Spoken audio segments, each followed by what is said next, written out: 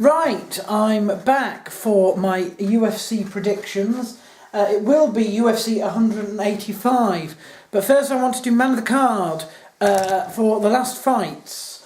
We're going to start with UFC 183, which I did do a predictions and in fact a recap video for, but failed, I think, to mention my man of the match.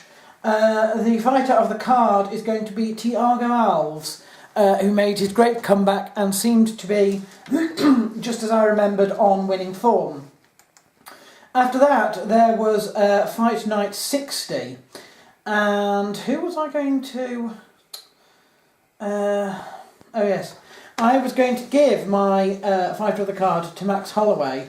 The reason I'm giving it to him and not Benson Henderson, despite the fact that Henderson actually finished with Brandon Thatch in the main event, is because I think Max Holloway beating Cole Miller was actually a bigger, not an upset, but a bigger step up for Max Holloway, even if it was a decision finish, decision victory, sorry. So I'm going to give my man of the card to him.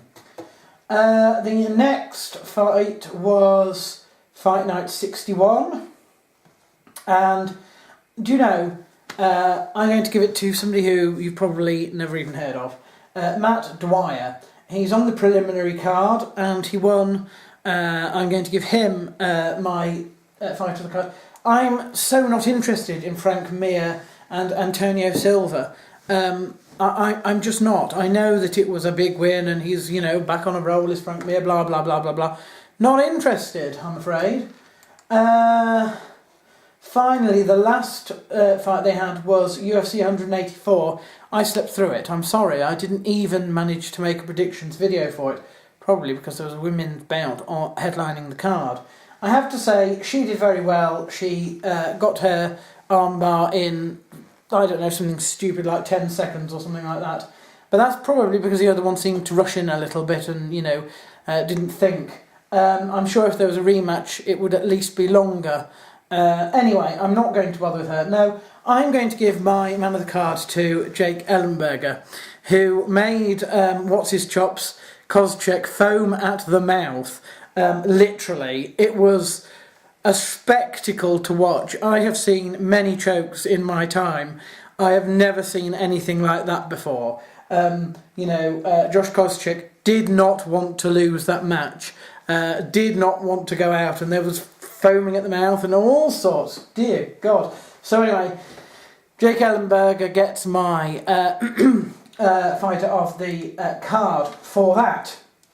The event that's coming up is UFC 185, and I'm going to do my predictions for that right now. We begin at the top of the card. Anthony Pettis is fighting Rafael Dos Anjos. He's a good up-and-coming fighter. He's even got a higher record in terms of number of fights, 23-7 versus 18-2. But this is Anthony Pettis here. So, excuse me, I'm going to go for him. The second bout is a women's bout. Carla Esper something and Joanna, I'm not even going to attempt her second name. 11-2 versus a perfect 8. Joanna is supposedly seeded number 1 here. Never even heard of her, and I do try to keep tabs on this women business. So there we are. The other one goes by the nickname Cookie Monster. I mean, what do they think this is? Professional wrestling or something? Anyway, just based on that, I'm going to go for Joanna and say that she keeps her perfect record, goes to 9. Matt Brown versus Johnny Hendricks. If Matt Brown turns up like he has been doing recently, and like he did do Evolved, it could be a very exciting fight. But the chances are that Johnny Hendricks, regardless, is going to be able to neutralise him, take him down, and that will be the end. I see it as a points victory, more than likely, by Johnny Hendricks there. But I wouldn't count an upset by Matt Brown as being a particularly huge upset. Roy Nelson and Alistair Overeem, fat guy meets brick shithouse or whatever it is. I'll go for Alistair Overeem on that. Chris Carriasso and Henry Cejudo, no idea. He has got a perfect 7 record, don't recognise him. Going for Chris Carriasso on that. We're on to the BT Sports preliminaries here. We've got Ross Pearson versus Sam Stout. That could be an interesting one. That could be fight of the night if both of them choose to stand.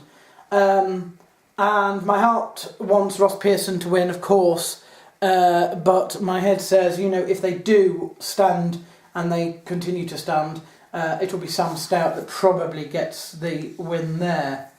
Elias Theodoro and Roger Narvaez, no idea. Perfect 10, 7-1. I went for a perfect record last time, so I'll go for 7-1. I'll go for Roger on that. Darren Cruikshank and Beniel Dariush, interesting. 9-1 for Beniel and 16-5 for Darren. I'll go with him. I will go with him. Let's move on. Jared Rosholt and Josh Copeland. Interesting one, this. Interesting one indeed. Not quite sure. I'll go for Jared Rosholt on that. We're on to the undercard, otherwise known as the early prelims. Sergio Pettis and Ryan Benoit. That could be a very good match as well. That could be a very good match. Sergio is quite well rounded, whereas Benoit is very much stand-up or nothing at all. On that basis, and because I like Sergio Pettis and I want him to go far, I hope that he wins that one. Jake Lindsay and Joseph Duffy. 12-1 but no photo for Duffy. 9-2 for Jake Lindsay. No idea at all. I'll go for Joseph Duffy on that one.